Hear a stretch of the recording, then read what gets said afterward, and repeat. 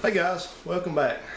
Well, my poor old 68 Valiant has been sitting in this garage for months and months and months, probably since the summer. And I'll tell you what's going on with it and why it's been sitting in there. And it's not good news. There ain't nothing bad wrong with it except that you remember back in the summer, I made a video on this thing and I was telling you about, I said it had a really, really bad exhaust leak. I mean, it's bad. It's loud up here. So, you know, I've had enough of these Slant 60s to know when they leak exhaust up front at the engine like that, it's usually not something simple. Something's either broken or burned out or something along those lines. Well, on this one, something was broken, something was burned out, something along those lines. So, let's take a look at this thing and see what's going on with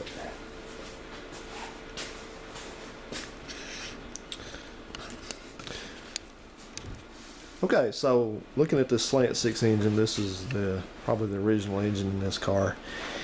And if you look on the side of the block right there, you see where the manifolds were. I've taken the manifolds off now, but see a big soot stain right across there? Well, that's where the exhaust leak was. It was leaking out of the joint between the upper and the lower manifolds, which that's the intake and exhaust on these. So I knew that before I took it off, so I was anticipating that I would just have to replace they originally came with this little steel shim gasket between them, and that thing I anticipated was going to be burned out. Well, it was not that simple. You got an old car like this, it's not ever that simple. So I got the manifolds off, and that went fairly uneventfully. No real problems with that, except I discovered a problem when I got them off. If you take a look, I'm going to zoom you in up there. If you look along those row of ports right there, you'll notice that there are a row of studs that are sticking out of the cylinder head right there, and I know some of those ports got tissue, towels in them. There's a reason for that. Been doing some cleaning up, but you look, there's a row of them, and they keep going until you get right up there near the thermostat opening. Look right there.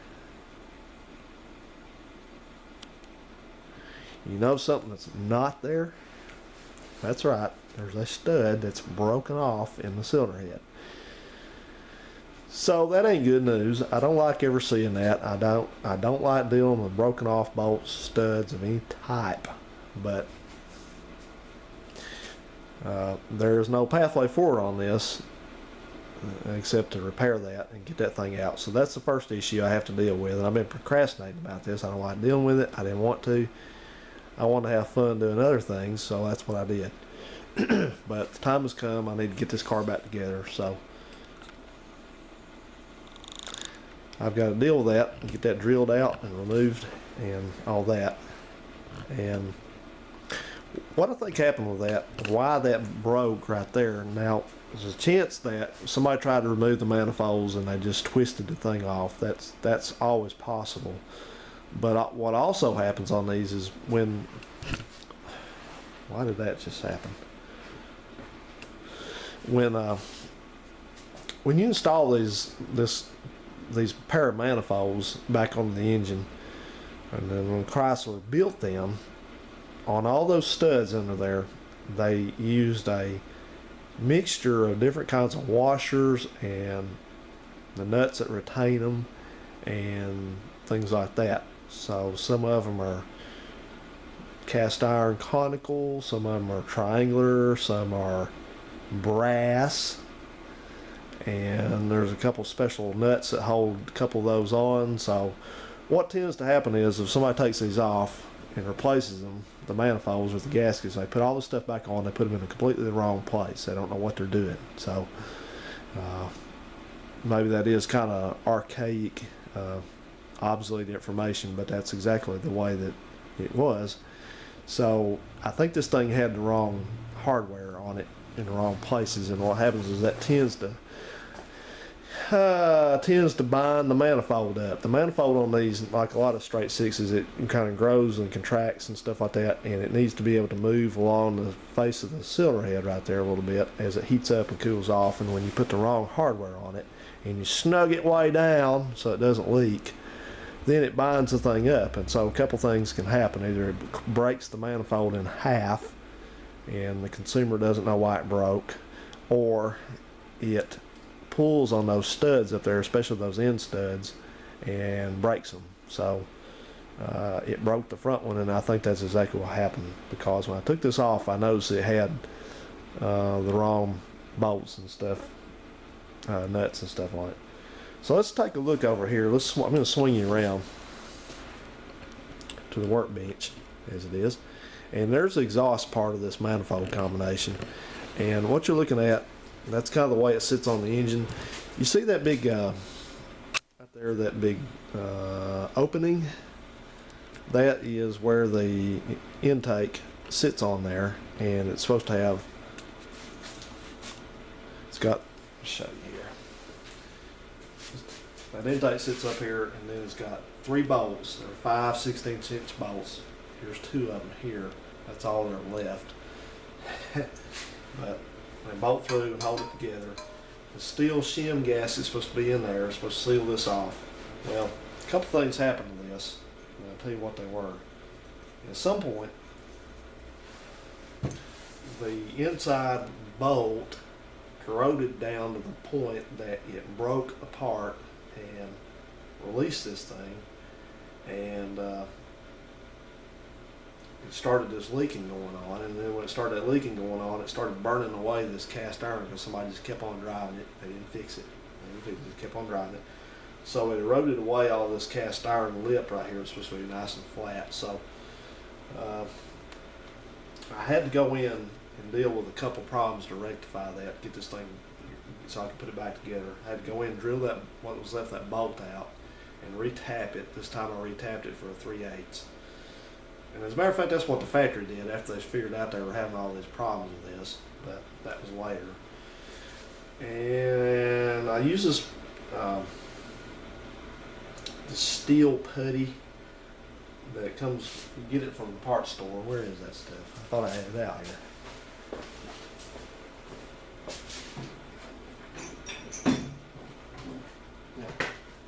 Anyway, it's called Quick Steel. That's what it is. Quick Steel Extreme. And this stuff's had pretty good reviews. You can get it at the parts store. It's supposed to be capable of withstanding high temperatures. So, anyway, I've used that. I put this on several weeks ago and let it cure since then. Normally you don't even let it cure that long, but I did. And then I'm going to come back with a flat surface, like maybe a piece of glass or something like that. Something that's definitely flat. I'm going to start sanding this down and getting this nice and smooth and level, and that should restore my gasket surface. So we've got all that taken care of, and then I got a set of Rimflex gaskets for this, which are nice and thick aftermarket gaskets, because the steel shim gasket won't seal anymore. This thing's too old, and it's too out of kilter to even try that. No, you can't put copper on it. It won't seal. It won't seal, so I have to use that type. And then I got Rimflex for this one up here too. So between all this work, that should get this thing sealed up and it shouldn't leak anymore.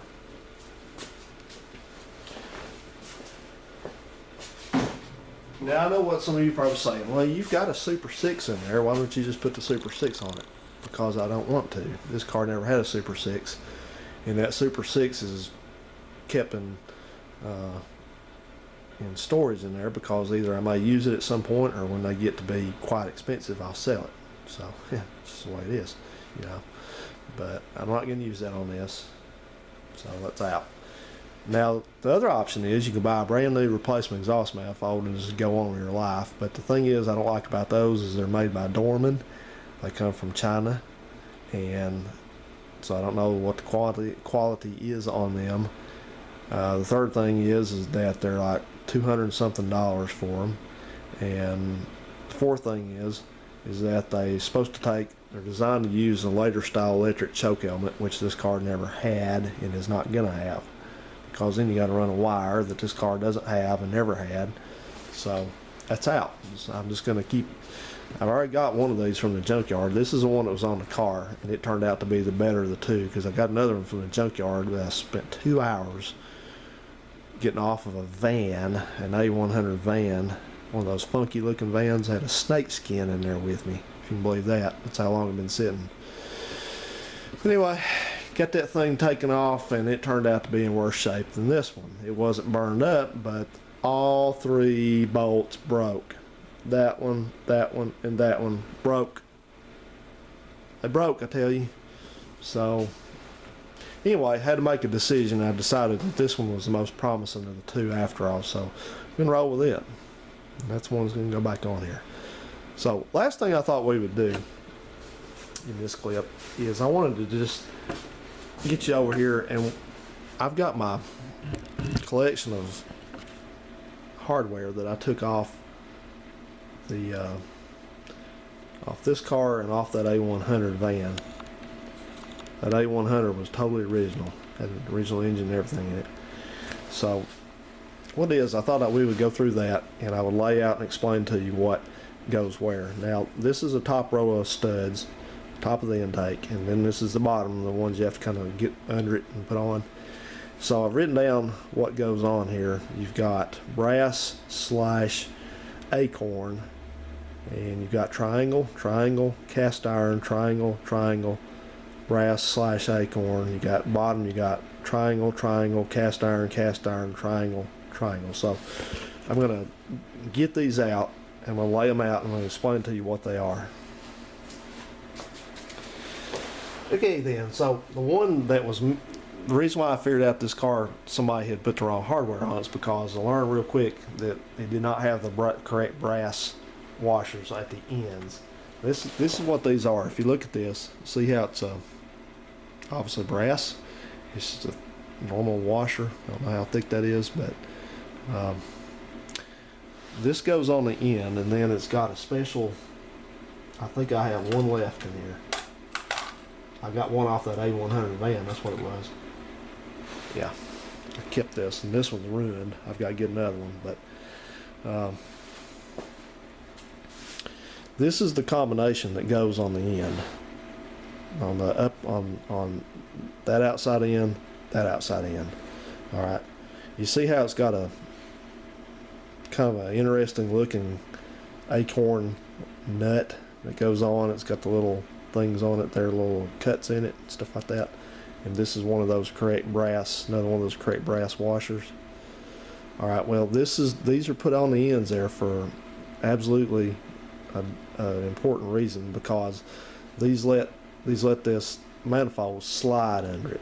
So I'm saying, so it's important when you put one of these manifolds back on that you use those in the correct spot. So you're going to use, it's going to have a stud in there already. Don't mind the stud being here, it just was all seized together. But you're going to have this, first thing you're going to use a brass washer here. You're going to use a brass washer here. You're going to use one of the Castle acorn, whatever you want to call these, acorn nuts here, on this outside. And I think I'm missing the other one. I never had it, so you can get those. I'm going to put the link to it when I make this video, but you can still get those from I think it's either maybe McMaster Cars got them, but you got to have 2 of those on each upper outside location.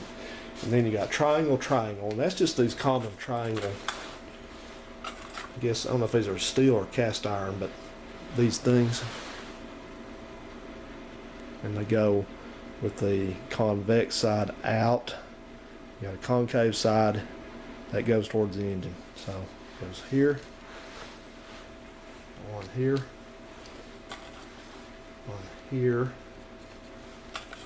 on here. And then you're supposed to have I've written down a cast iron, concave cast iron washer also. That's one of these. Now don't confuse these with those brass ones. The brass ones are thicker, and they look, see how definitely concave and convex that is? Alright, well, it goes in with this part that's convex facing out towards you. So it goes, you got one goes right there. And then at the bottom row, you're going to have another triangle. You're going to have a triangle. It says cast iron, so I've got to find 2 more cast iron. I've got one right here, one right here. Cast iron, cast iron. And all you got to have is 2 more triangles. So, and there we go. So that's what you got. Some of the later ones that replace these cast iron ones with triangles, if you got like a later 70s version or 80s, so don't much worry about that. But if you look here, I can tell somebody did something. I think this was on the back. No, it was in the center. Never mind that. But I've got some. These are just the regular nuts that hold everything together, except for that and that.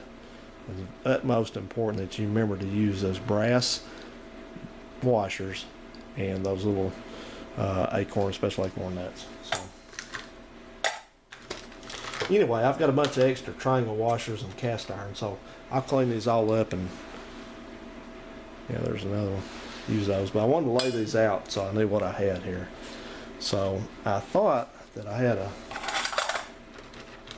got another stud in here too. I did. There's a stud I pulled out because I was missing one. You see they've got different threads.